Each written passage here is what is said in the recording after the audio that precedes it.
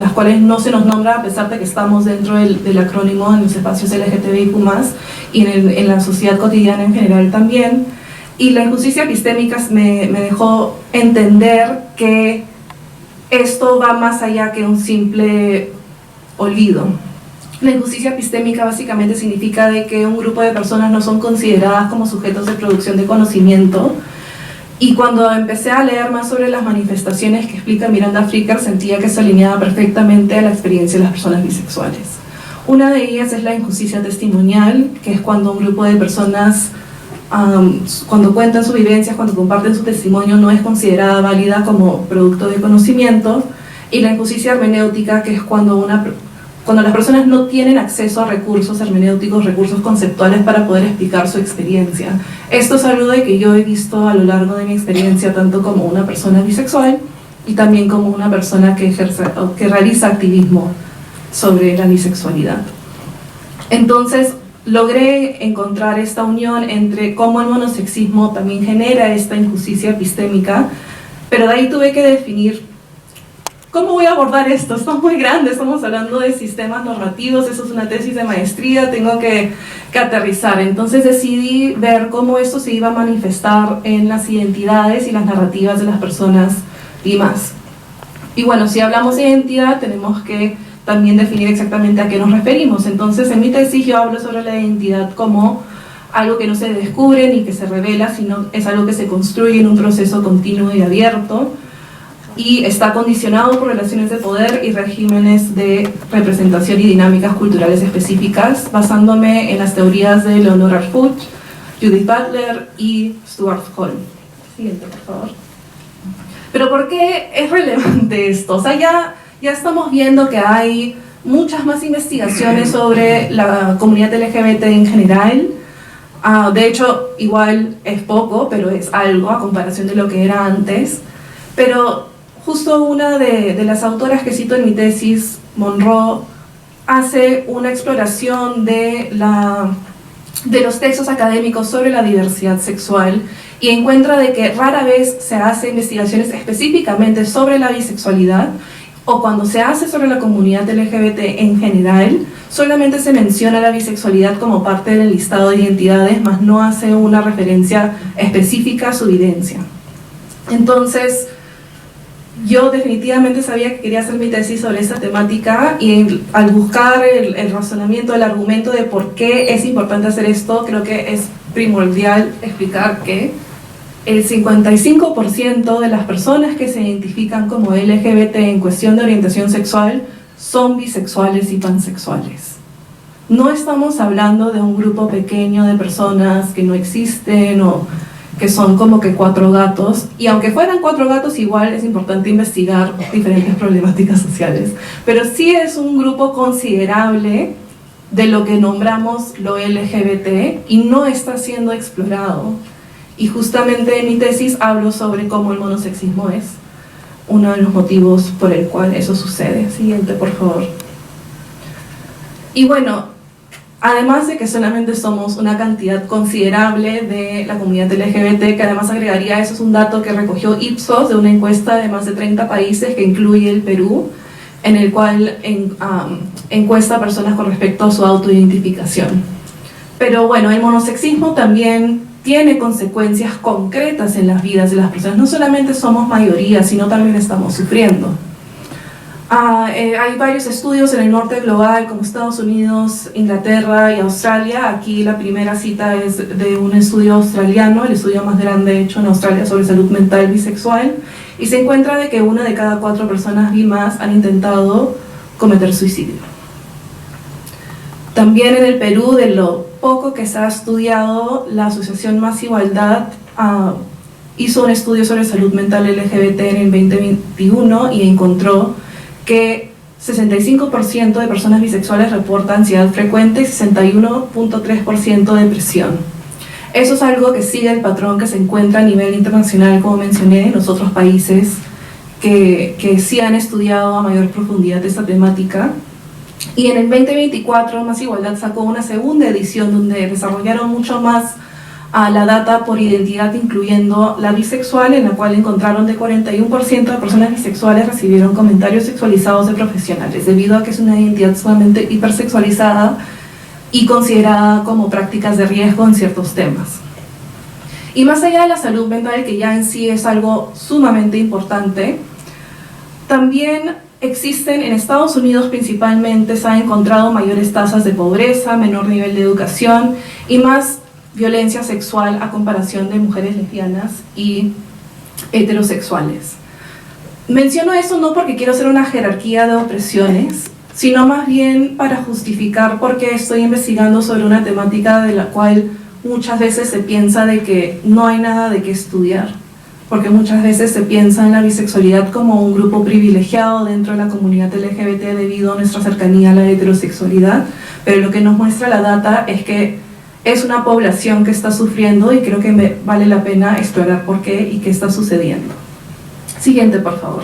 Entonces, en mi tesis yo voy a analizar cómo las trayectorias identitarias, narrativas y prácticas sexoafectivas de mujeres BIMAS en BIMAS se reproducen, negocian y desafían el monosexismo. Me interesa entender un poco más sobre cómo este monosexismo se manifiesta dentro de sus trayectorias identitarias y cómo el acceso a recursos hermenéuticos también impacta en eso. Mi metodología es cualitativa, con un enfoque feminista y queer. Mi meta es, 10 a 15 entrevistas, por el momento ya voy 5, entonces esto es un como que avance preliminar de lo que ya he ido explorando. También estoy construyendo conocimiento situado, o sea, parte de mi metodología también es reconocer de que yo soy una mujer bisexual que además está dentro del rango de edad que estoy estudiando. Entonces, como práctica de reflexividad, también estoy haciendo una autoetnografía queer. Y al final de mi proceso de campo voy a hacer un encuentro final con los participantes porque me parece fundamental crear esos espacios comunitarios donde podemos encontrarnos y sentirnos validadas entre nosotras. Siguiente, por favor.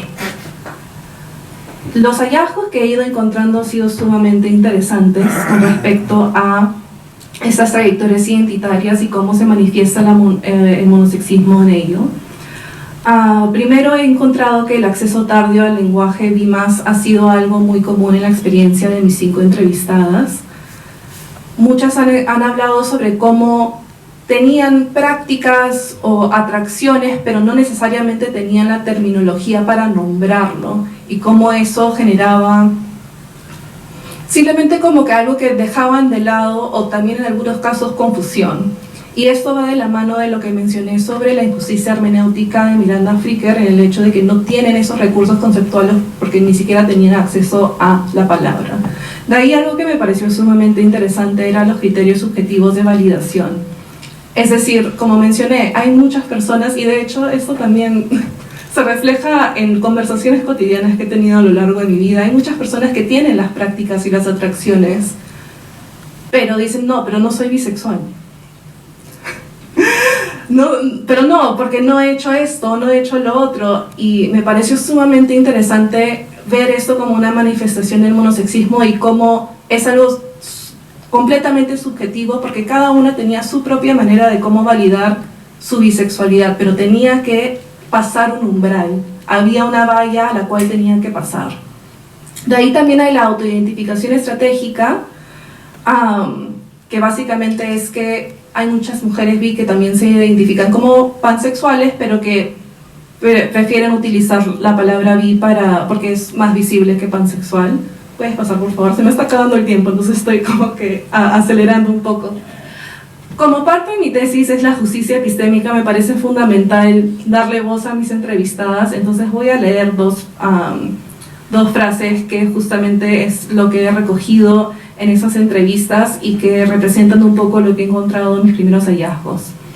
La primera es: yo podía tener atracción sexual, podía chapar con una chica, pero mientras no tuviera sentimientos, mientras no me enamoraba de una chica, yo no me consideraba bisexual. Esta misma entrevistada también dijo: la gente asume la bisexualidad como una etapa o como una confusión, nunca lo ven como una identidad completa, siempre es una, pero ¿cuál te gusta más? Pero tienes que elegir, de alguna forma tienes que entrar en el binario y tienes que elegir. Puedes pasar a la siguiente y la siguiente. Voy a acelerar porque se me está acabando el tiempo, pero quiero cerrar con esta frase de una de mis entrevistadas que me pareció muy potente. Nos dice: creo que es súper importante ser visible como persona BIPAN por un tema simple. A mí me hubiera gustado escucharlo años antes. Entonces si un adolescente que me sigue en redes, espero que escuche el término antes, porque si no, lo que va a hacer es intentar rellenar con otros términos lo que no puede explicarse. Y eso es peligroso y triste. Yo estoy 100% segura de que debe haber muchas mujeres bisexuales que hoy se identifican como lesbianas, no porque lo sean, sino porque ha sido el único término disponible para acoger su identidad. Y si existe un término más apropiado que pueda nombrar mejor esa experiencia, me parece que es una obligación mía moralmente ponerlo a disposición. Es parte del conocimiento. Siguiente, por favor. Entonces, solo para cerrar, quisiera concluir que lo que he estado encontrando hasta ahora es que las identidades bi+ desafían este binario sexual invisible y que estas trayectorias identitarias no siguen un camino lineal. Creo que es fundamental reivindicar estas narrativas y las experiencias de las personas bi+ porque son un espacio fértil para generar mayor conocimiento sobre la sexualidad humana y su gran complejidad. Muchas gracias.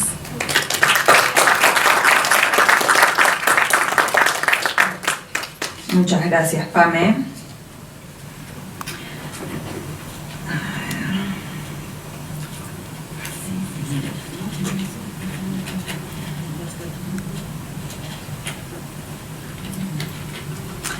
Ahora vamos a pasar con Isabel Prado. Ella, el tema que nos trae es representaciones sociales de las y los estudiantes de la Facultad de Obstetricia de la Universidad Nacional Hermilio Valdizán sobre la sexualidad adolescente.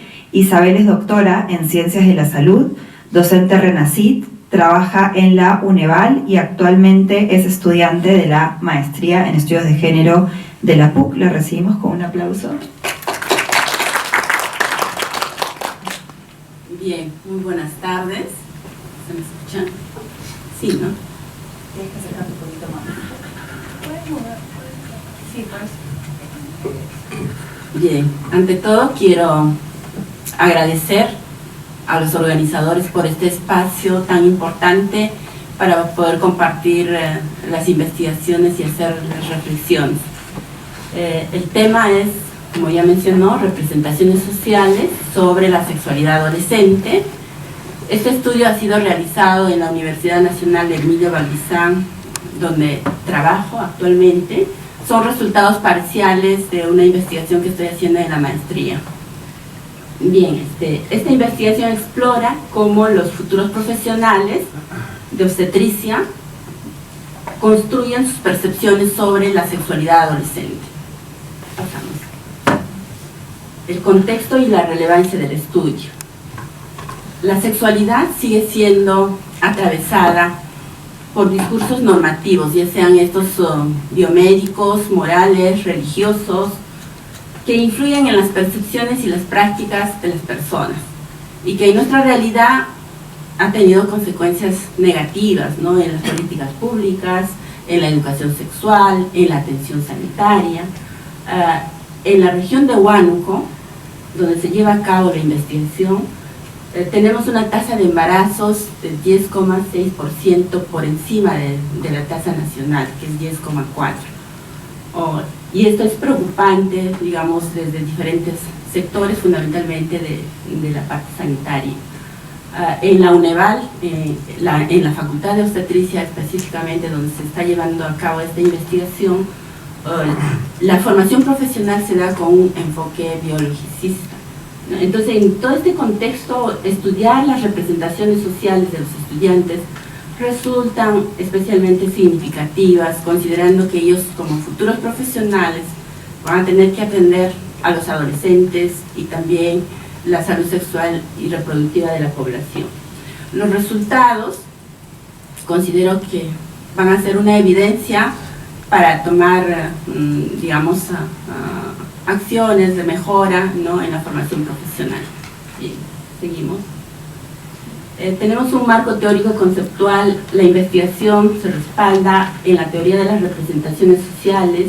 Abric nos dice que son el conjunto de significados, interpretaciones que organizan y legitiman normas y prácticas sociales, integrados en creencias, percepciones, juicios. Incluso Banch, a nivel de Latinoamérica, nos dice que incluye estereotipos. También tenemos el respaldo del enfoque Foucaultiano. Sabemos que Foucault indica que la sexualidad es un constructo histórico-social moldeado por instituciones como la medicina, la religión, la política, mediante lo que llama él los dispositivos sexuales. Tenemos la perspectiva de género, el análisis de las desigualdades y relaciones de poder que imponen expectativas contradictorias sobre la sexualidad masculina y femenina. Y los derechos sexuales, un marco definido por la UNESCO y la OPS, que reconoce la sexualidad como una dimensión fundamental del ser humano, cuyo ejercicio debe ser libre y sin prejuicios. La siguiente. La metodología del estudio es una investigación de enfoque cualitativo con diseño de nivel epistemológico socioconstruccionista, centrado en analizar cómo los individuos construyen conocimiento a partir de discursos y prácticas. Participantes han sido 23 estudiantes, varones y mujeres de diferentes ciclos académicos de la Facultad de Obstetricia, seleccionados por un muestreo intencional. Las técnicas utilizadas, ¿no?, la técnica del focus group y la entrevista semi-estructurada. Hemos tenido como criterios de exclusión a los alumnos de primer año por ser menores de 18 años, menores de edad, considerados en el país, y cada focus group, segundo, tercero, cuarto año, 3 grupos, 3 focus y 2 entrevistas a estudiantes del quinto año que son internos en obstetricia, quienes llevan a cabo prácticas preprofesionales en sedes hospitalarias. El análisis de datos ha sido el análisis temático inductivo a partir de los datos.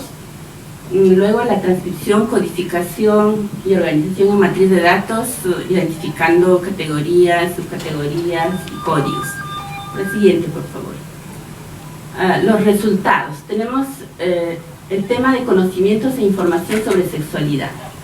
Aquí hemos traído de repente los resultados más saltantes. Definición de la sexualidad. La respuesta nos dice: sabemos que sexualidad es mucho más que simplemente relaciones sexuales. Involucra lo que son sentimientos, capacidades sociales, relaciones interpersonales. O sea, los estudiantes muestran una conceptualización integral más allá de lo biológico. Por otro lado, hay tabú y falta de educación sexual adecuada, ¿no? Nos dicen, sexualidad es tabú, poco conocimiento en los colegios, no te enseñan cómo, por ejemplo, evitar un embarazo, ¿no? Al respecto, dicen, en los colegios aún perpetúan la desinformación que limita el acceso a métodos anticonceptivos y educación sexual. Pero también hay subtemas de tensión informativas. Los resultados dicen, actualmente hay información distorsionada en las redes y esto confunde al adolescente. Otro, mientras más eviten hablar del tema de la sexualidad, un adolescente va a sentir más curiosidad. Estas dos, Foucault, por ejemplo, conceptualiza esto como parte del dispositivo de la sexualidad. El silencio también es una forma de control. La siguiente, por favor. Tenemos el tema dimensión valorativa y normativa de la sexualidad. Subtemas de represión de la sexualidad femenina. La respuesta: al adolescente se le limita para iniciar su vida sexual, mientras al hombre se lo promueve. Otras respuestas: la mujer debe tener una sola pareja, debe ser virgen hasta el matrimonio. Esto evidencia el control patriarcal sobre los cuerpos femeninos y la persistencia de la moral sexual diferencial planteada por Sosa Sánchez. Tenemos los estereotipos de género. Esto está en relación a la prevención del embarazo. La mujer tiene que cuidarse, mientras el varón no. Incluso se fundamentan de que hay más métodos anticonceptivos para mujeres y no para hombres. Entonces este es un sistema de representación social asimétrico donde la responsabilidad sexual recae principalmente sobre la mujer. feminizando el control reproductivo, también validado por Cordero. Tenemos la estigmatización de la mujer sexualmente activa, ¿no? Tenemos respuestas: es injusto que por nacer mujer seamos juzgadas, mientras a ellos no se les juzga, se les celebra que hayan tenido varias parejas sexuales. Esto es como el dispositivo de sexualidad que regula cuerpos según los parámetros patriarcales, ¿no? Desde el enfoque o la teoría de Rubin y Foucault. La siguiente, por favor. En cuanto a las respuestas al tema de actitudes frente a la sexualidad adolescente, las actitudes fluctúan entre apoyo y aceptación y resistencia y tensión. La respuesta en apoyo y aceptación indican: tengo apreciación positiva hacia las adolescentes que expresan libremente su sexualidad. Estoy para apoyarla, aconsejarla desde el conocimiento adquirido. Aquí prácticamente hay una transición hacia una actitud de aceptación y acompañamiento informado, legitimando nuevas formas de vivir la sexualidad. En cuanto a resistencia y tensión, tenemos respuestas: los géneros no binarios distorsionan, eso incomoda un poco. Entonces esto muestra una resistencia simbólica ante el cambio cultural, especialmente frente a identidades sexuales que desafían categorías tradicionales de género, ¿no? Bien, la siguiente. Tenemos el tema de cambios generacionales en el diálogo sobre sexualidad. Los participantes identifican una transformación en el abordaje familiar de la sexualidad. La respuesta nos dice: pero ahora los padres, que quizás son un poco más jóvenes, tratan de congeniar más con sus hijos, ponerse en su lugar, y quizás todas las recomendaciones que ellos no recibieron, ellos quieren dar y ser más empáticos con sus hijos, ¿no? Esto refleja una reconfiguración periférica de las representaciones sociales, donde el núcleo aún es conservador, pero empieza a emerger actitudes más empáticas y dialogantes. La siguiente. Hallazgos principales. Hay complejidad del concepto. La sexualidad es percibida como una dimensión que trasciende lo biológico, integrando aspectos psicosociales, psicológicos y culturales, aunque persisten vacíos en la educación formal. Hay doble estándar de género. Aún continúa la represión y estigmatización de la sexualidad femenina, con estereotipos que responsabilizan a las mujeres del control reproductivo mientras celebran la actividad sexual masculina. También hay tensión tradicional contemporánea. Coexisten visiones tradicionales como virginidad, binarismo, con enfoques más progresistas, derechos sexuales y autonomía, reflejando un periodo de transición en las representaciones sociales. La academia reproduce imaginarios sociales sobre sexualidad, pero también ofrece potencial para transformarlos si se integra realmente el enfoque de género y derechos sexuales y reproductivos integrales. La siguiente, por favor. Conclusiones. Las representaciones sociales no son aisladas, sino reflejan expresiones colectivas sobre sexualidad construidas a partir de influencias socioculturales. Las representaciones sociales de los futuros profesionales influirán directamente en la atención de la salud sexual y reproductiva del adolescente o del adolescente. La transformación de las representaciones sociales sobre sexualidad es fundamental para garantizar una atención sanitaria basada en derechos y libre de prejuicios. Recomendaciones: fortalecer el currículo de estudios incorporando el enfoque de género y de derechos sexuales integrales. Promover espacios de reflexión en la Facultad de Obstetricia sobre las representaciones sociales de la sexualidad y cómo esto influye en la práctica preprofesional y profesional. Abrir líneas de investigación que vinculen sexualidad adolescente, género y prácticas preprofesionales. Termino con la frase: la docencia y la salud también son espacios de lucha por la dignidad, la igualdad y el futuro. Gracias.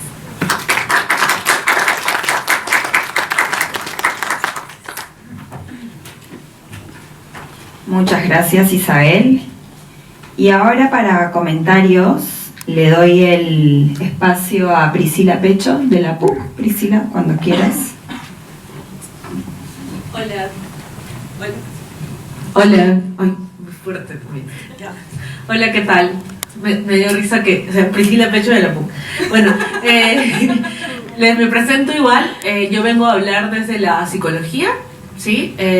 También me parece súper importante además que se haya elegido como temática estas dos áreas, el tema de ver la sexualidad adolescente y ver también cómo se ejerce violencia, ¿no? En muchos de los testimonios que ahora justo presentaba Isabel, veía cómo se señalaban resistencias, tensiones, pero más que resistencias y tensiones, se evidencia el nivel de violencia que vivimos potencialmente personas que salimos del binario y que salimos justamente de lo cisgénero heterosexual. Algo que justamente Pamela muy bien ha explicado, ¿no? Cómo finalmente estas personas con las que ella está trabajando en algún momento han sido niñeces, han sido adolescencias y que han vivido estas situaciones de violencia no solo en el ámbito familiar, también en el ámbito institucional y más que nada estructural. Recordemos que en nuestro país actualmente en todas las políticas se está eliminando el tema de género, el tema de la educación sexual integral también. Entonces estamos más bien en un contexto donde justamente es importante empezar a visibilizar estas resistencias y también algo que me parece súper importante de mostrar es cómo también desde las voces de propias investigadoras, por ejemplo en el caso de Pamela, de investigadoras bisexuales, más allá del acercamiento, ¿no?, que tú vas a tener y el posicionamiento que finalmente vas a erigir, creo que es importante también visibilizar que cada vez hay más investigadores, investigadoras, desde el ámbito de la resistencia, como por ejemplo investigadoras bisexuales, investigadoras trans, investigadoras no binarias. Muchas veces siempre escuchamos y muchas veces cuestionamos cuando hay otras personas que hablan por nosotras, por nosotros, ¿no? Entonces es súper importante además, creo, en esa línea, empezar también a, justo para ir en contra de esta injusticia epistémica, empezar a visibilizar también las voces desde quienes están haciendo el trabajo, que desde lo cualitativo se permite un poco más profundizar, mientras que lo cuantitativo casi siempre te hablan de la objetividad, de alejarte de el objeto de estudio que estás teniendo y en este caso de alejarte de las personas con las que estás estudiando. Entonces yo tengo algunos comentarios, igual les agradezco a las dos por haber traído estos temas que son tan importantes y tan vigentes. En el tema de justamente lo que nos presentaba Pamela, del B+, creo que además es algo innovador. Yo mayormente he visto que se habla de bisexualidad, de pansexualidad, y justamente se ve no como un paraguas, ¿no?, ya que finalmente se salen todas estas identidades del monosexismo. Y algo súper importante que también se ha recogido en algunas investigaciones desde psicología, además acá en Perú, es que cuando tú hablabas de la identidad justamente como una construcción, hay modelos desde la psicología de cómo la identidad sexual se va construyendo. Y muchas veces, justo yo acompañé, tuve el placer de acompañar hasta el momento 2 tesis que ya se sustentaron de 2 mujeres, una mujer lesbiana y una mujer bisexual que trabajaron con mujeres lesbianas y mujeres bisexuales y hombres bisexuales. ¿Cómo es que no encajamos en el modelo? Hay un modelo famoso que si quieren pueden buscar, lo que es el modelo de Cass, que señala, ¿no?, cómo pasa por ese proceso de exploración hasta el momento de reconocerte como una persona bisexual, como una persona lesbiana, hasta llegar al proceso de la integración de la identidad. Y justamente ella lo que encontraba es que muchas de las personas con las que trabajaba no llegaban a ese proceso de la integración. Y ese proceso de integración no se lograba no por recursos de la propia persona, sino por el sistema en el que vivimos. Y además porque estos modelos que han sido construidos sobre cómo es la identidad sexual y visto como un proceso más lineal, principalmente donde se han hecho en Estados Unidos, como tú dices, en el norte global, y además con hombres gays blancos, ¿no? Entonces que no toman en cuenta justamente todo el contexto y las propias vivencias que van a tener las personas. Y algo que me parecía importante además que mencionaba Pamela era el tema de no solamente el olvido, el no olvido, ¿no?, el justamente empezar a visibilizar los testimonios, pero también porque ha habido un borrado realmente que se ha ejercido en contra de todos los testimonios que van en contra de la cis heteronorma, y eso se está viviendo ahora, ¿no? Yo hace poco, en inicios de este año, justamente estuve en Países Bajos en un centro de investigación de género y estudios de diversidad, y justamente lo que veíamos era que cada vez se están eliminando más los papers, y eso es algo con lo que también estamos luchando. Muchos de lo que se ha escrito está ahora ya de manera tecnológica, está en repositorios en base de datos, y con las nuevas normativas, que no tengo que mencionar nombres, impulsadas por ciertos gobiernos, justamente se está eliminando. Entonces también estamos corriendo ahora otra vez con la persecución y el borrado que se hace de nuestras identidades. Lo digo nuestras porque también soy una persona bisexual. Entonces me parece súper importante el recoger más información, además desde un contexto tan específico como el peruano, porque además las personas bisexuales, justamente como señalaba Pamela, en términos de salud mental, tienen mayor ideación suicida, mayor conducta suicida, riesgo suicida, justamente por el tema de que ellas decían en los propios testimonios que no se sentían parte de ninguna comunidad, ¿no? Decían, no me siento parte de ningún grupo, no soy ni persona heterosexual, aunque las personas LGBT me ven que yo disfruto de ese privilegio heterosexual, ni tampoco soy una persona que encaja dentro de lo LGBT, ¿no? Es curioso que además se hable LGBT cuando en realidad solamente se visibiliza la sigla, pero dentro del propio espacio de la población LGBT y más no se puede hablar tampoco de una comunidad, se habla más de una población, ya que se siguen incluso poniendo estamentos o hegemonías de cómo debe ser una persona bisexual. Y era algo que me parecía importante también que señalaba Pamela, en esa dificultad que incluso las propias personas tienen para explicar su experiencia, es que hay diferentes definiciones, y a lo que llegamos a la conclusión con ellas es que finalmente cada persona va a definir cómo reconoce la bisexualidad, la pansexualidad que vive, ¿no? Nadie tiene a ti que explicarte o decirte cómo debes entenderla. Y porque también así muchas veces se cuestiona a personas que salen del género binario de por qué se identifican como bisexuales, ¿no? Entonces ahí estamos otra vez volviendo a una nueva opresión, una nueva forma de violentar. Algo que era súper importante además de visibilizar en cómo no se encuentran las personas bisexuales y bimas en ninguno de los dos como bandos, si podamos decirlo, es porque también incluso al momento de entablar vínculos muchas veces se cuestiona, y lo que comentaba era que muchas veces se cuestiona, incluso por propias mujeres lesbianas, se cuestiona el tema de estar con una persona bisexual, ¿no? Y se tienen justamente muchas representaciones sociales, ¿no? Muchas ideas, mucho sentido común de cómo debe ser una persona bisexual. Entonces siempre te están buscando encajar. Y algo que señalaban todas era que siempre en algún momento a las personas bisexuales siempre se las ha visto como que se encuentran en una fase, ¿no? En la que todavía no logran como llegar a identificarse o llegar a formar una identidad sexual. Entonces eso me parece súper importante, que además también Pamela no ha mencionado, ¿no? Y relacionando ello con lo que nos presentaba Isabel, he visto que justo en estas representaciones sociales, que de repente las personas que están acá no han escuchado mucho acerca del término, podríamos decirlo en términos sencillos, que es como el sentido común, ¿no? Que construimos todas las personas al vivir en un determinado contexto sociocultural.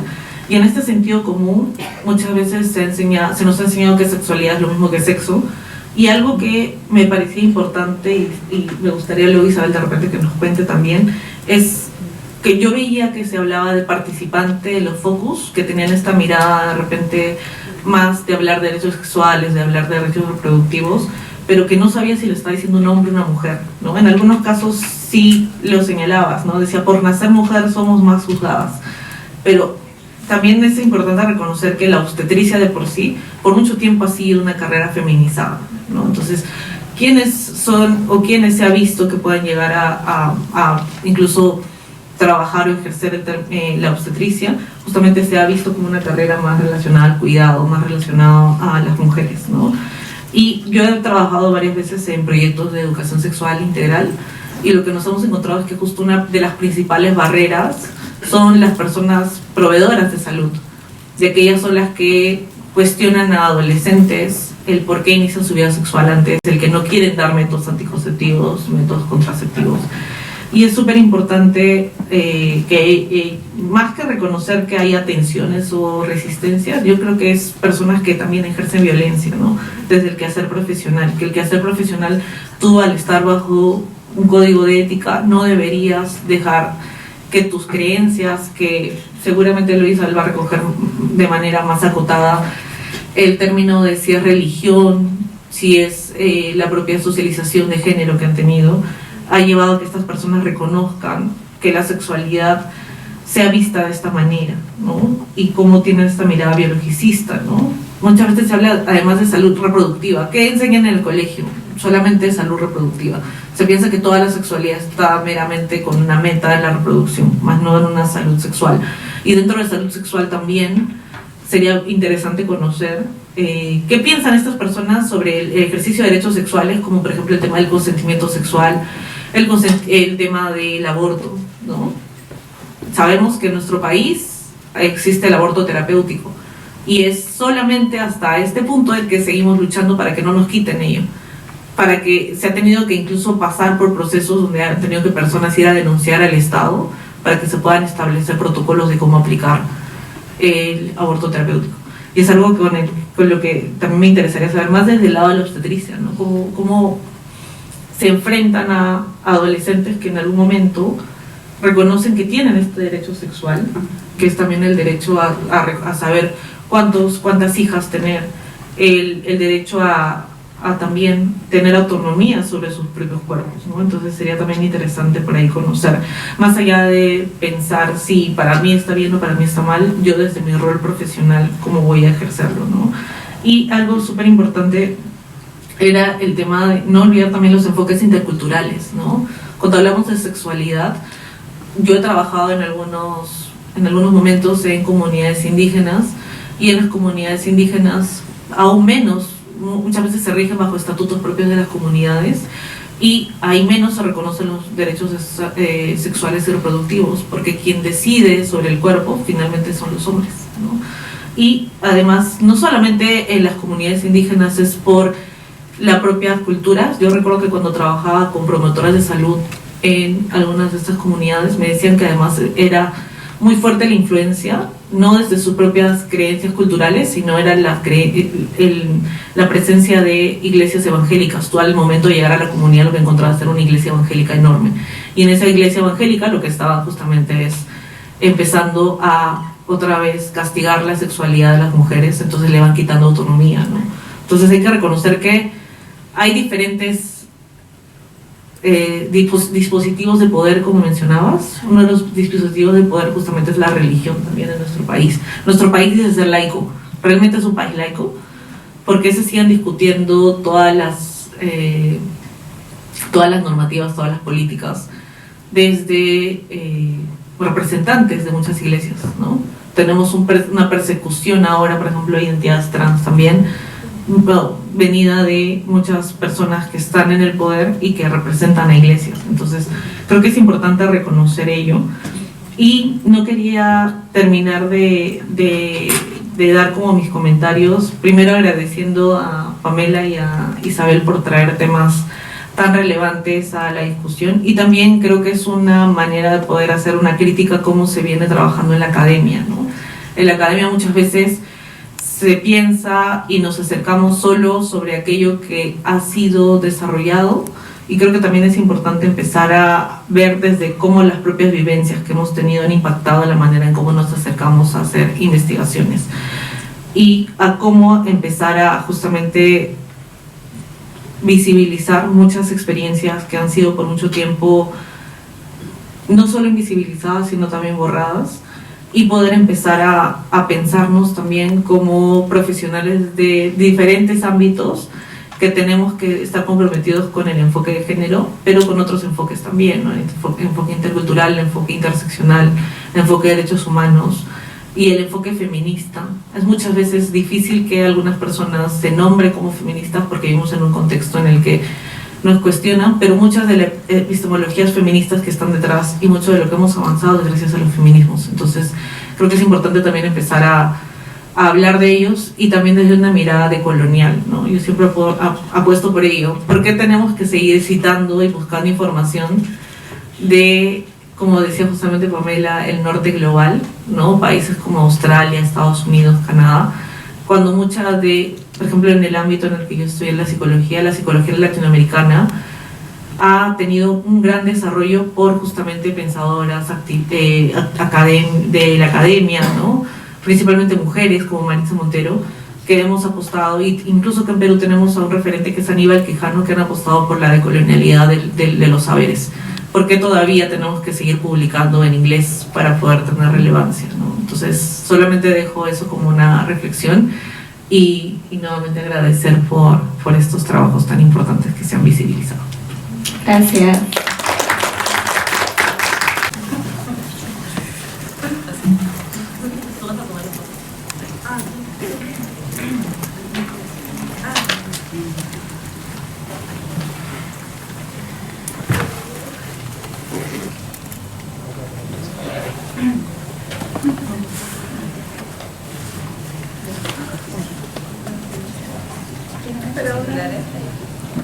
En disputa, como parte del segundo coloquio de estudiantes y egresadas de la Maestría de Estudios de Género de acá de la PUC. Muchas gracias por acompañarnos. Empezamos con Stephanie Chávez, de la Universidad Nacional Mayor de San Marcos. El tema que nos va a compartir es Más allá del binario, deporte, derecho y cuerpos en disputa. Stephanie es estudiante de quinto año de Derecho en dicha universidad, coordinadora general del Taller de Estudios de Género y Derecho. Stephanie, te doy la palabra. Muy buenas tardes con todas, todos y todes. En esta oportunidad agradezco el espacio propiciado por la Maestría de Estudios de Género de la Universidad Católica, y en esta oportunidad voy a presentar la ponencia titulada Más allá del binario, derecho, deporte y cuerpos en disputa. El caso que motiva este estudio es el de Iman Kelly.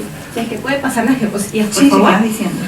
Dentro de los datos relevantes tenemos que Iman Kelly sufrió una serie de cuestionamientos en la última edición de los Juegos Olímpicos 2024, después de su enfrentamiento con Angela Carini, que duró 46 segundos.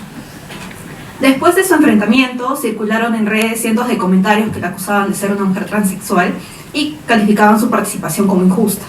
Sin embargo, se tiene la certeza de que Iman no es una mujer transexual, sino que sufre un trastorno hormonal denominado hiperandrogenismo, que genera mayores niveles de testosterona.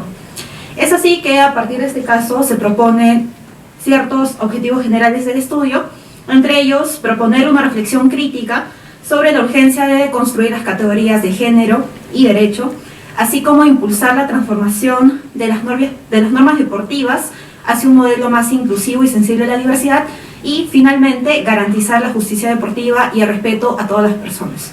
Hay una tabla más adelante en la que, la diapositiva de metodología. Siguiente.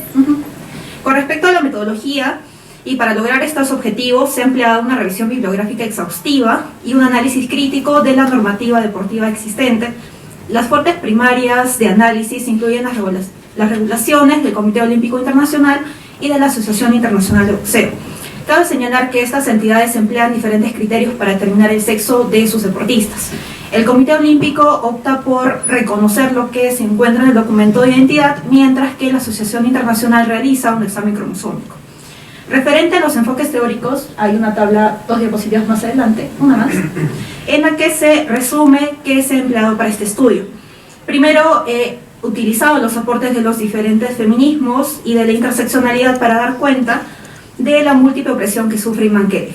En principio, tomando en cuenta los aportes del feminismo socialista a través de la autora Molina, que es relevante para reconceptualizar el trabajo y el sexo como división sexual, lo cual impacta en el entendimiento de la división sexual de trabajo, por la que se entiende que la opresión que sufre Iman no es aislada, sino que forma parte de una estructura que oprime a las mujeres, lo cual se ve agravada por su condición de boxeadora, que rompe con el esquema de los trabajos de mujeres. Asimismo, si se toma en cuenta los aportes del feminismo radical, se tiene a la autora Pulio, quien sostiene que el patriarcado es un sistema político y que la opresión se ejerce desde la relación con el propio cuerpo. Es así que se muestra que el cuerpo de Kelly es cuestionado porque no cumple con los estándares normativos de lo que debería ser una mujer, y se critica el androcentrismo cultural. Por otro lado, el feminismo cultural critica la visión esencialista de los sesgos, critica la visión dicotómica del mundo y el esencialismo de los sexos, evidenciado en las normas deportivas que refuerzan estas dicotomías al negar la identidad de mujeres que tienen características masculinas como niveles altos de testosterona, considerándolos por tal superiores. Y finalmente, la interseccionalidad llega con los aportes del feminismo decolonial, que recoge los aportes de la Via Yala y del feminismo negro, dándonos a entender de que el caso de Iman Khelif no solamente se trata de una discriminación por género, sino que confluye en otras categorías que deben de ser reconocidas, tratándose de una mujer racializada. Debemos recordar que Iman Khelif proviene de un contexto bastante opresivo para la comunidad LGTB y que no existen como tal ciertos procedimientos para que éstas puedan reforzar su identidad. También se han empleado las metodologías jurídicas feministas, entre ellas los estudios realizados por Barlett y Facio, como una metodología de reforma legal. Y también se ha incorporado la perspectiva de género en la teoría de derecho y de los derechos humanos. Con respecto al primer área de estudio, se tienen en cuenta los aportes de la teoría jurídica feminista, en la que se expone que el derecho, lejos de ser neutral, racional y objetivo, se ha construido sobre un modelo de sujeto masculino, lo cual evidencia una visión androcéntrica y que se considera esta como un válido. En ese sentido, las normas deportivas, como las que regulan la participación de las boxeadoras, se han construido en una visión cis-heteronormativa, excluyendo a aquellas mujeres que no se ajustan a un prototipo de feminidad hegemónica. Con relación al ámbito de los derechos humanos, estas teorías de género han impactado de modo que se generen modelos de interpretación contextualizadas e interseccionales, y en el caso de Iman Khelif es importante porque se evidencia que la violación a sus derechos como la igualdad, no discriminación, dignidad e intimidad han sido violados debido a parámetros cis-heteronormativos y prácticas vejatorias en el ámbito deportivo. Referente a los resultados clave, se tiene que el deporte es un dispositivo de control y que en los casos de los deportes de alto rendimiento, las regulaciones existentes lo que hacen es regular estos cuerpos según parámetros cis-heteronormativos y binarios. En este caso, Khelif es una muestra de cómo los cuestionamientos giran en torno a su identidad, los cuales son intensificados por su corporalidad no normativa, su origen geográfico y también su condición de mujer racializada. Por otro lado, en la siguiente diapositiva, se tiene que las normas deportivas basadas en la verificación de sexo y clasificación binaria reproducen desigualdades estructurales. Asimismo, también considerar altos niveles de testosterona como una característica netamente masculina y por ello superior demuestra una visión falocéntrica. Además de que existe un doble parámetro, ya que recordemos que Iman Khelif no fue cuestionada en Tokio 2020, ya que en ese episodio no ganó. También debe recordarse que los exámenes de determinación de sexo son prácticas vejatorias y que promueven la estigmatización y el repudio. Con respecto a la aplicación de las metodologías jurídicas feministas, la aplicación de la metodología de Barlett de 3 pasos da algunos hallazgos interesantes. La primera, que es la pregunta por la mujer, busca visibilizar y exponer la supuesta neutralidad del derecho, en la que se da cuenta de que este evidentemente no lo es, ya que esta normativa reproduce criterios cis-heteronormativos y binarios. También cabe destacar que otros deportistas que tienen ventajas físicas y biológicas, como Michael Phelps, que tiene síndrome de Marfan y por ello tiene brazos más largos y puede nadar mejor, él no ha sufrido un cuestionamiento similar ni se ha puesto en duda su victoria porque es hombre.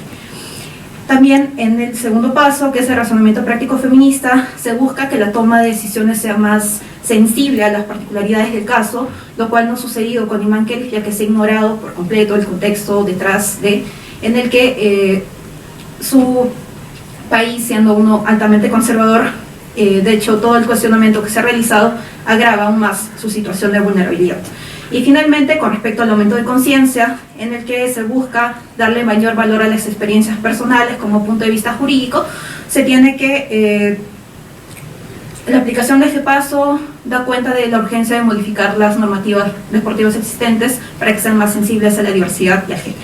Con respecto a la metodología de Facio, ella propone una metodología de 6 pasos para analizar el fenómeno legal. Para efectos de esta ponencia solamente se ha considerado el segundo paso, que es referente a las manifestaciones del sexismo, y en este caso son relevantes el androcentrismo, en tanto no se cuestionan las cualidades físicas o genéticas si es que son cis-heteronormativas. Retomando Butler, se va a considerar que alguien es mujer o varón en tanto cumpla con los mandatos de la cis-heteronormatividad. Por ello, se comprende que el sexo, en este caso, llega a ser un constructo cultural, que la cultura va a determinar qué se entiende por sexo y por género. Khelif evidentemente quiebra con el parámetro normativo de lo que se entiende por qué es una mujer. Con respecto a otro sexismo, tenemos al dicotomismo sexual, que se refuerza esta construcción binaria y la supuesta superioridad masculina, vinculado al mayor nivel de testosterona. También el deber ser de cada sexo, ya que imán no cumple un rol tradicional o no está en un trabajo tradicional para las mujeres, y cabe recordar, según Fuller, que el deporte no es un espacio neutral, sino que es uno en el que se muestra fuerza, lo cual es importante en la construcción de la masculinidad. El tercer paso es la búsqueda de intersecciones, y en esta se debe de tomar en cuenta de que confluye el género con el origen argelino de la deportista. Con respecto a las conclusiones, se tiene que el derecho no está exento de sesgos, que también perpetúa desigualdades, que la cisheteronormatividad es un producto cultural dominante y que propicia la discriminación. En ese sentido, se entiende que la construcción de la subjetividad en el deporte ha sido altamente patriarcal, por lo cual es necesario criticarla, repensarla y construir un modelo que garantice el goce y respeto de los derechos sin distinción, que vaya más allá de parámetros binarios. También se recomiendan ciertas cosas importantes, que son 4. Impulsar el empleo de las metodologías jurídicas feministas como herramientas críticas para dar pie a estas reformas, educar desde una perspectiva de género y concientizar como una herramienta de transformación social, así como de construir las categorías de sexo y género, y finalmente aplicar una perspectiva interseccional para garantizar el respeto y dignidad de todos los deportistas, construyendo una subjetividad inclusiva y diversa que realmente vaya más allá del binario. Se adjuntan las referencias bibliográficas que se han empleado para esta presentación y eso sería todo. Muchas gracias. Muchas gracias, Stephanie. Mientras pongo la siguiente. Ernesto, aquí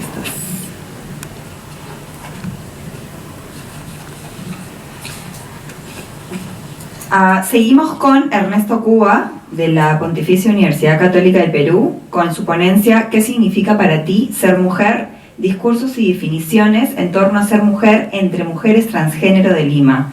Ernesto es doctor en lingüística hispánica, investiga la intersección entre el lenguaje, género, la sexualidad en comunidades hispanohablantes. Ernesto, puedes empezar. Bueno, muchas gracias por estar aquí. En esta comunicación examinaré desde un enfoque lingüístico sociocultural los principales patrones discursivos subyacentes en las definiciones sobre ser mujer dentro de una comunidad de mujeres transgénero en Lima. Siguiente, por favor. La pregunta y respuesta sobre qué significa ser mujer tienen una larga historia y siguen presentes en la cultura popular, las manifestaciones artísticas y las disciplinas académicas. Siguiente. Como sabemos, durante décadas la teoría feminista y de género ha explorado, cuestionado y expandido las múltiples interpretaciones de lo que significa ser mujer. Por el contrario, últimamente un creciente número de voces públicas con gran capacidad de influencia que se oponen a los derechos de las personas transgénero han planteado preguntas similares con el objetivo de imponer un concepto determinista de lo que significa ser mujer, supuestamente basado en la biología. Siguiente, por favor. Un ejemplo de las consecuencias políticas y materiales... Un ejemplo de las consecuencias políticas y materiales de dicho entendimiento biologicista son las propuestas legislativas que exigen que los baños públicos para mujeres solo puedan ser ocupados por personas del sexo femenino. Como saben, en mayo último el Congreso peruano aprobó una iniciativa legal de este tipo.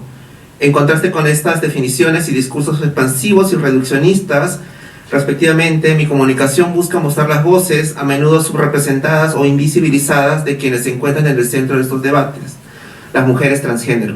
Siguiente, por favor. La comunidad estudiada es Féminas Perú, una organización de base comunitaria conformada por mujeres transgénero que lucha por los derechos de las personas trans en nuestro país. Femina fue fundada en 2015 y funciona como una comunidad de práctica, es decir, que además de compartir una trayectoria de género similar, sus participantes también se involucran en las mismas prácticas sociales.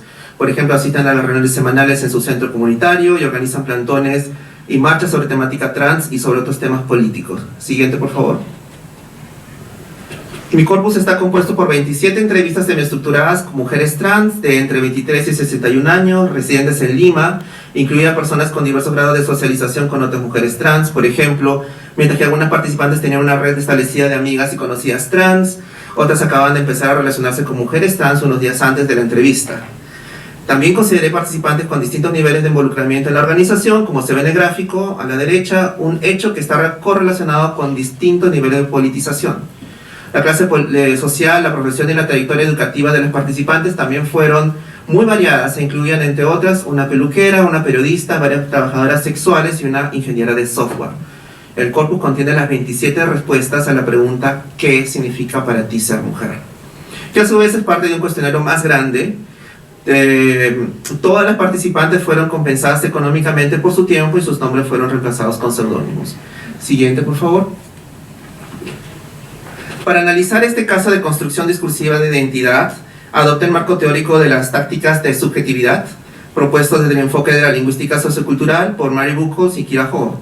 Dicho marco se aproxima a la identidad como un fenómeno relacional y sociocultural que emerge del discurso, en lugar de una estructura establecida en la psique individual o en categorías sociales fijas.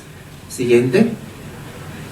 Buchholz y Ho ven a la identidad como el resultado de prácticas e ideologías negociadas intersubjetivamente. Proponen observar las relaciones identitarias más allá de los ejes de similitud y diferencia, que son bastante movilizados en el análisis de las ciencias sociales. Para ello, ellas proponen 3 tácticas de intersubjetividad que muestran las diferentes formas en que la relacionalidad funciona a través del discurso. A lo largo de la presentación de los hallazgos definiré cada eje y sus polos y mostraré cómo operan en las respuestas de las entrevistadas. Siguiente, por favor. Me concentraré en los 3 patrones discursivos certificados más recurrentes que muestran los valores, atributos de aspectos relacionales que las entrevistadas asocian predominantemente con la idea de ser mujer. Estos patrones son la realización personal, enfrentar las adversidades y la adopción de valores para hacer frente a dichas adversidades. Siguiente, por favor. El eje relacional de autenticación versus desnaturalización trabaja la percepción ideológica de lo que es real y de lo que es artificial.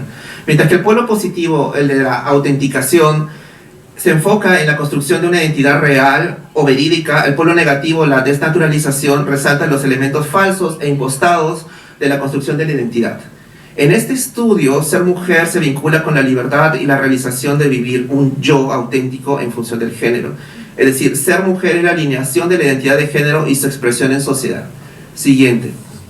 Wendy dice: para mí ser mujer significa expresar mi yo interno, quien yo siempre he querido ser, de expresar el amor que siento por dentro y de autopercibirme como siempre he querido. Además del sentimiento de completitud, la autenticación también opera en tanto que ser mujer implica ser reconocidas como tales por los demás en la vida pública y familiar. Siguiente, por favor.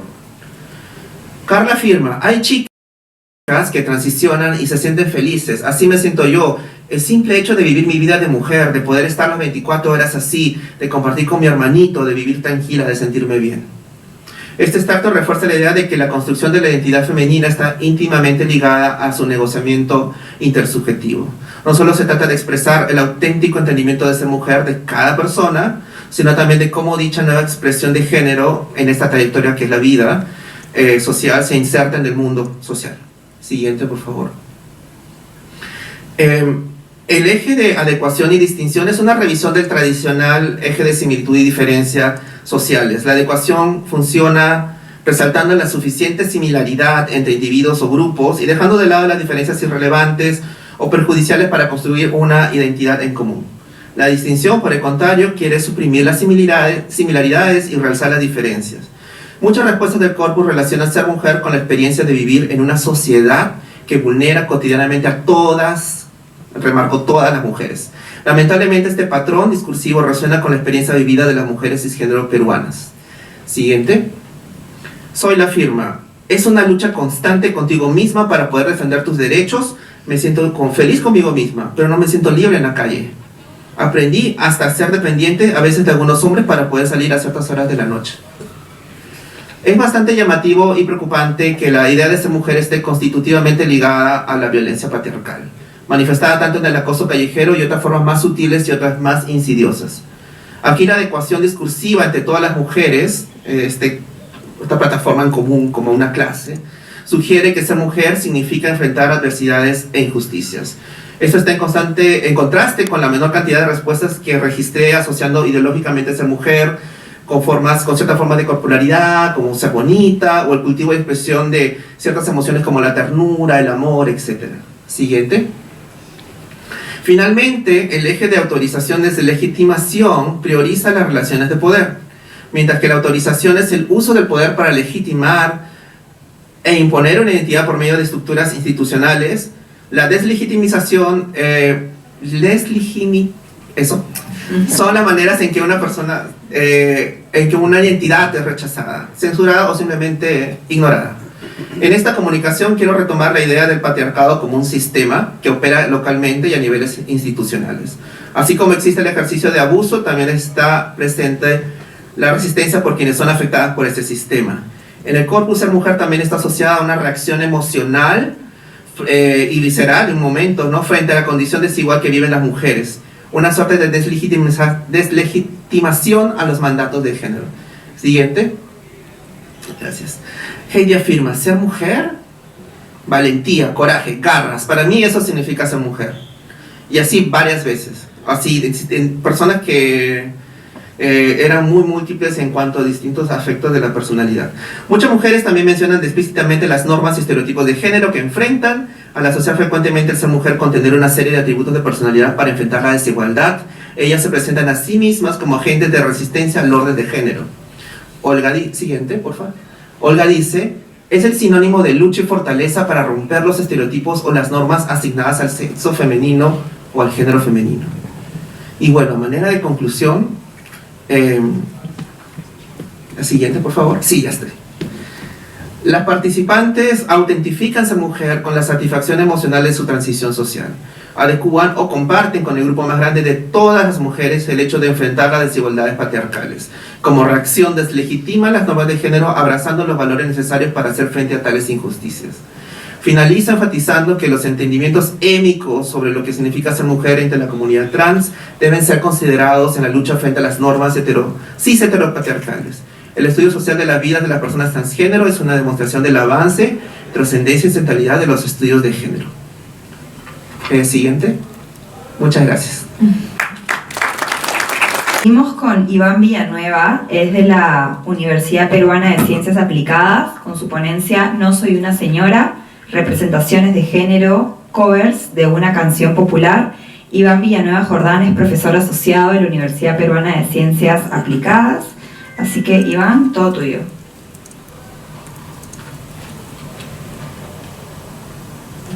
Muchas gracias. Bueno, dado el tiempo disponible, les voy a presentar un catálogo de canciones.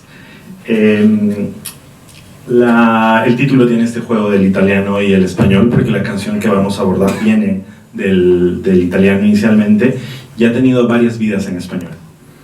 ¿Dónde está esto? La traducción es un campo muy complejo. Esto está insertado en la intersección entre la música y la traducción. La música tiene también esta división entre música natural, por ejemplo, los cantos de ballenas, y la música humana, que vendría a ser ya la música que consumimos cotidianamente. Y dentro de ese subcampo podremos encontrar la música popular propiamente dicha, las canciones que escuchamos en la radio, y bueno, las canciones que escuchamos en la radio muchas veces están traducidas. En este campo de la traducción es donde se ubica esta exposición de hoy día.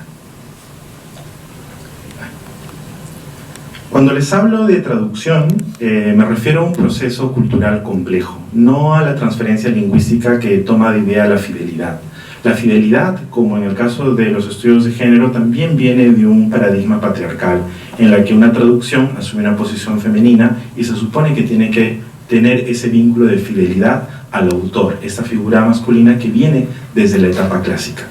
En las teorías de mediados del siglo XX, las traducciones dejan de ser tomadas como necesariamente fieles y se surgen, al igual que en otras humanidades, las teorías feministas de la traducción.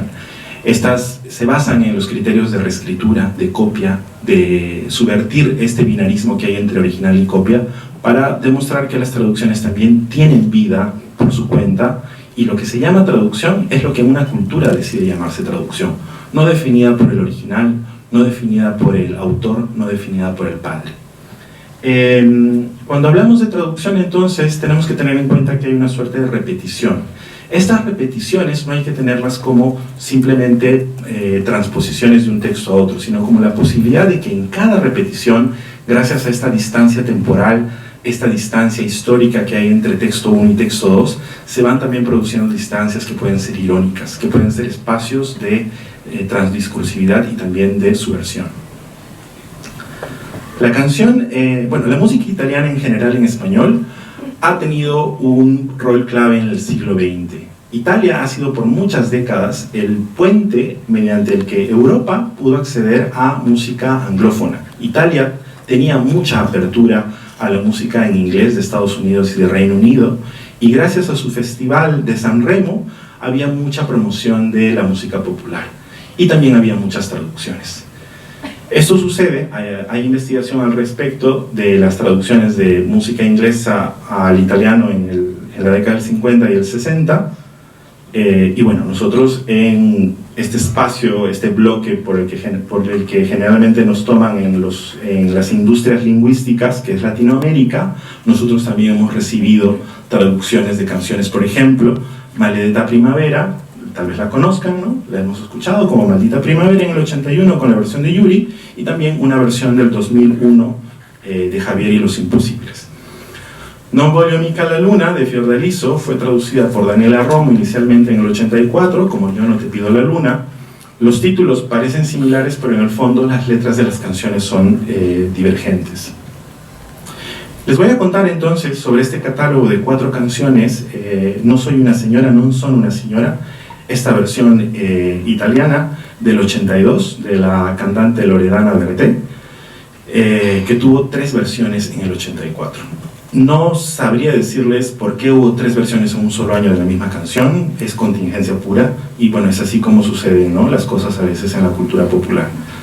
Y hay dos versiones más a las que volveré al finalizar la ponencia. Non sono una señora es una canción que en un adjetivo sería impresionista. Son puras imágenes de una mujer del sujeto lírico que habla de una vida difícil, no necesariamente marcada por el género, pero también sí cuando viene el coro. Y ese No soy una señora cruza, ¿no?, la noción de género y clase, porque habla de la señora como un constructo que tiene que cumplir con ciertos roles sociales. Pero habla de una vida difícil, de una mujer que tiene una vida difícil pero que sale adelante. Y el non sono una señora es como una suerte de posicionamiento, no solamente de queja, sino también de reafirmación de su posición. Vamos a escuchar un poquito.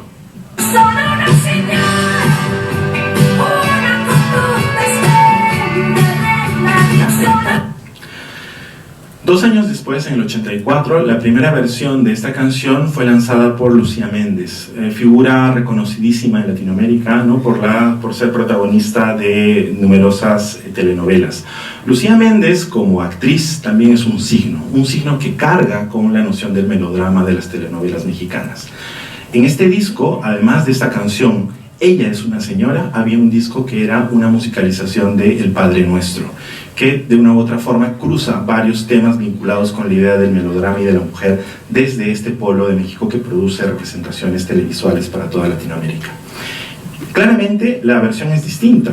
Aquí ya no es la canción No soy una señora, sino es Ella es una señora. Hay un punto de vista afirmativo y cuenta la historia de una mujer que aguanta todas las dificultades de su vida porque es una señora. Entonces ya lo ve desde el punto de vista de alguien que ve un matrimonio que está desmoronándose, pero la mujer hace todo lo posible para sostenerlo.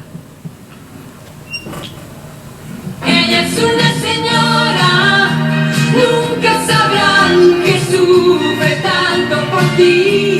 Ella es... Bueno, la figura de Lucía Méndez se puede recopilar en distintas narraciones, ¿no? Aquí solamente he traído un pequeño extracto del Lago de la Llorona de Sandra Cisneros, donde se hace referencia precisamente a esta tendencia al sufrimiento por parte de los personajes de Lucía Méndez. Ese mismo año, Lisette lanzó otra versión de No soy una señora, esta vez con el mismo título, pero también en el mismo registro melodramático. Aquí se trata de una relación amorosa que llega al matrimonio, y una vez que llega al matrimonio se cae por las infidelidades. No soy una señora, conducta excelente, Y finalmente llegamos a esta tercera versión, también del 84, de Melissa, cantante peruano-venezolana, que lanzó ella hacía muchos covers de música en inglés, y esta es la versión que ha quedado más presente, ¿no?, hasta nuestros días. Precisamente porque hay una frase un par de versos que han permitido que la canción tenga nuevos giros a lo largo de las últimas décadas. Y esa partecita la he puesto en este segmento. Dejé de ser tuya, fui de otro como fui de ti, y olvidé cómo amarte, no quiero recordarte ahora. Entonces, todas las narrativas relacionadas con el género aquí dan un salto rápido al deseo y la sexualidad, con esa frase, fui de otro como fui de ti. Entonces ese salto a la posibilidad de hablar del deseo y la sexualidad es lo que ha permitido que esta versión haya tenido nuevas versiones en el 2009 y también en el 2017. Pero aquí ya no estamos hablando de versiones interlingüísticas, sino estamos hablando de remixes, otra forma de mezclar las cosas. Hay una teoría muy interesante sobre los remixes que también podría influir en las teorías de género, pero será motivo de otra ponencia, y solamente les dejo un poquito de estas dos versiones del 2009 y el 2017. La herida de un hombre no es una novedad. Y esta que se oía más en discotecas. Dejé de ser tuya, dejé. Hay muchas temáticas que aparecen en las canciones, pero bueno, esta tabla rápida de los temas en contraste nos da a entender que las traducciones no solamente son fieles, ¿no?, sino que hay distintos giros que aparecen cada vez que alguien decide hacer una nueva versión de un texto. Lo que quisiera terminar diciendo es que la traducción, ¿no?, esta idea de repetición que tenemos, puede quebrarse cuando ponemos ahí en intersección la noción de género. Entender traducción como fidelidad trae ese discurso patriarcal que desde las teorías de género sabemos que se ha venido deconstruyendo desde hace décadas. Pueden revisar esta ponencia en este podcast con ese QR, y si quieren leer el artículo completo sobre estas 4 versiones también pueden revisarlo aquí. Bueno, muchas gracias.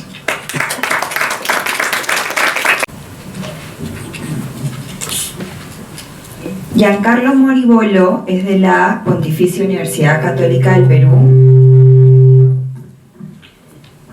Lo que vamos a escuchar ahora es El Rincón de Damonet, los beneficios del cabaret en la subcultura travesti del espectáculo nocturno, 1975-1985. Giancarlo es magíster en Historia por la PUC, donde es predocente del Departamento de Humanidades. Giancarlo, cuando quieras. Hola. Yo sí voy a leer.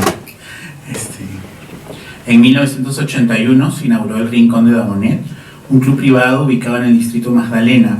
Su dueña, la reconocida vedette travesti Damonet, era un ícono del espectáculo frívolo. Desde su aparición en 1970, cautivó al público con sus sensuales presentaciones, marcando un hito en la escena nocturna limeña. Este nuevo local no fue el único donde travestis encontraban oportunidades laborales. Durante la década de 1970 y 80, muchos cabarets incluyeron en sus espectáculos a vedettes, bailarinas y copetineras travestis. Como resultado, floreció una subcultura travesti alrededor de las tangas y las lentejuelas. Esta ponencia se desprende de una investigación mucho mayor, que fue mi tesis maestría básicamente. En ella profundicé en las acciones políticas de Damonet, Giselle y Francis Dade, conocidas travestis que irrumpieron en la Asamblea Constituyente en diciembre de 1978. De ahí que esta reconstrucción histórica se pudo realizar a través de la recopilación de fuentes escritas de diversa índole, sobre todo de prensa sensacionalista y pornográfica de la época. Además, se realizaron alrededor de 16 entrevistas entre mujeres trans de distintas edades y personas relacionadas con el espectáculo nocturno. Concretamente, en esta ponencia solo examinaré los beneficios que brindó la subcultura travesti vinculada con el espectáculo nocturno. Por ello, explicaré el por qué fue un espacio laboral atractivo para las travestis y además analizaré 3 beneficios clave que ofreció el circuito nocturno a esta subcultura. la transmisión de saberes biomédicos, el acceso a mayores oportunidades laborales y la consolidación de redes solidarias. En consecuencia, pues, se podrá afirmar que la subcultura surgida en el mundo del cabaret funcionó como un espacio de resistencia y comunidad para las travestis. Entre 1970 y 80, como en el caso argentino, las travestis encontraron una atractiva oportunidad laboral en el mundo del show. En cierto modo, el espectáculo fue una gran alternativa frente a otros trabajos. Se ha podido rastrear que en estos años algunas travestis pudieron desarrollarse como peluqueras o trabajadoras del hogar, sin embargo, estaban condicionadas a esconder sus propias identidades. Asimismo, la prostitución como opción de trabajo las enfrentaba a la violencia en las calles, tanto de policías como de la clientela. Por ello, y por los beneficios que expondré más adelante, el cabaret travesti se convirtió en un espacio muy atractivo para poder expandir sus talentos y obtener ganancias económicas. ¿Puedes pasar el siguiente? Claro. Gracias. No sé. Es interesante notar que las travestis ingresaron al mundo del cabaret,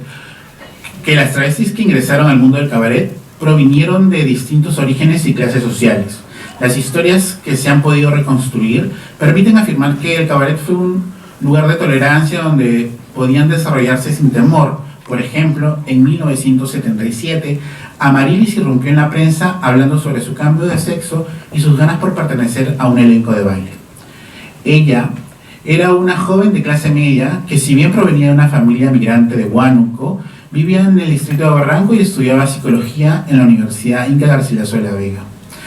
Con todo, no fue la única travesti que por algunos datos biográficos encaja en la categoría de clase media. La misma Damonet provenía de un distrito relacionado con esta clase social y su educación básica la recibió en el Colegio San Julián de Barranco. Aunque sin duda lo más resaltante fue que estudió odontología en La Plata, Argentina. Otro caso fue el de Yudico, conocida travesti y tercera Nikkei, propietaria de una peluquería. Otro grupo de travestis provenía de sectores populares o menos privilegiados de la sociedad. Un ejemplo fue el caso de Maritza la Sexy, quien vivió y estudió en el distrito del Rímac. Dentro de una entrevista reconoció que su motivación para ingresar al mundo del cabaret fue ayudar a sus hermanos menores, por lo que se puede asumir que su economía familiar no estuvo en buenas condiciones. Similares fueron los casos de Giselle, que según Reniec, en su libreta electoral estuvo domiciliada en la organización Sede y Campo de Rímac y en su acta de defunción en la urbanización Barrios Altos. Este distrito limeño estuvo compuesto de sectores populares y familias migrantes de mediados del siglo XX. En consecuencia, el origen socioeconómico de las vedettes travestis fue diverso, pero no fue una limitación para socializar entre ellas. Detrás del telón y a pesar de los impases, las travestis encontraron un lugar seguro en el cabaret. Sus experiencias en el rubro dieron origen a una subcultura propia. Esta comunidad parece tener origen en la década de los 60. No obstante, no se tiene certeza. Dentro de los camerinos encontraron más que plumas, lentejuelas y bikinis, pues se compartieron conocimientos biomédicos, se conformaron elencos para giras y sobre todo se celebraron momentos especiales. La apertura del club privado y peña del Rincón de Damonet en 1981 fue producto de la arraigada de esta subcultura. ¿Puedes pasar al siguiente? Gracias. El cabaret fue uno de los espacios donde a través de rumores, chismes y conversaciones las travestis adquirieron conocimientos biomédicos de primera mano. Desde el uso de hormonas hasta la intervención de cambio de sexo, las travestis transmitieron con cierta discreción los fármacos y el nombre de médicos que realizaban esas intervenciones. Cierto fue que estos cambios físicos siguieron los estándares de belleza de la época en la búsqueda de tener un mayor protagonismo en los shows. Estas modificaciones corporales también pueden ser entendidas como una vía para vincularse a través de dudas, problemáticas y experiencias compartidas. Por un lado, en esta época el uso de hormonas entre travestis parece haber sido bastante generalizado. Dentro del espectáculo, el uso de fármacos como Ovasterol, Depo-Provera y Proionidipod fue indispensable en los elencos de baile. En sus memorias, Giselle comenta cómo descubrió este tipo de tratamientos. ¿Puedes pasar al siguiente? Gracias. Catalina me llevó a un médico que me puso un prolongado y doloroso tratamiento de hormonas, las cuales fueron lentamente dando sus frutos. Mi voz fue adelgazando y mi cuerpo comenzó a adquirir otras formas y el busto comenzó a desarrollarse. Al cabo de unos meses yo ya estaba completamente transformada, era una mujer.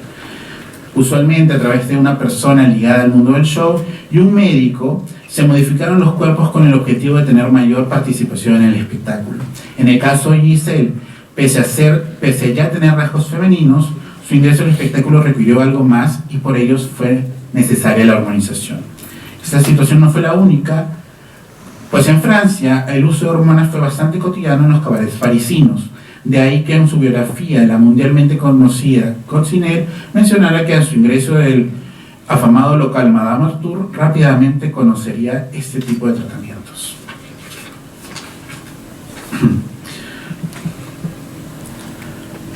No obstante, aquellas que no pudieron acceder a estos fármacos se las ingeniaron para construir cuerpos más femeninos. En el caso de los senos, otra opción fue el uso de artificios para asemejar el busto femenino.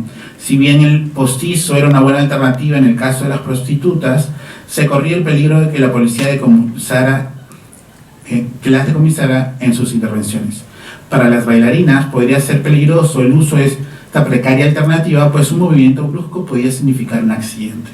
Esto le sucedió a una joven Cali Raffaelli, bailarina del circo Tony Perejil, conocida en el mundo circense como la Matarazzo peruana.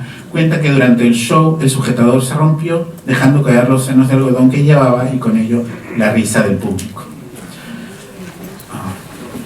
Voy a pasar al siguiente. Puedes pasar al siguiente diapositiva. Asimismo, obtener fama en este rubro trajo mayores ventajas económicas para ellas, ya que fueron contratadas por distintos locales. Durante estas 2 décadas, la mayoría de ellas, de las travestis, no tenía un contrato de exclusividad en los cabarets. De esta forma, ellas podían negociar sus pagos por presentaciones en distintos locales. Por si fuera poco, al convertirse en estrellas, las travestis pudieron realizar giras dentro y fuera del país.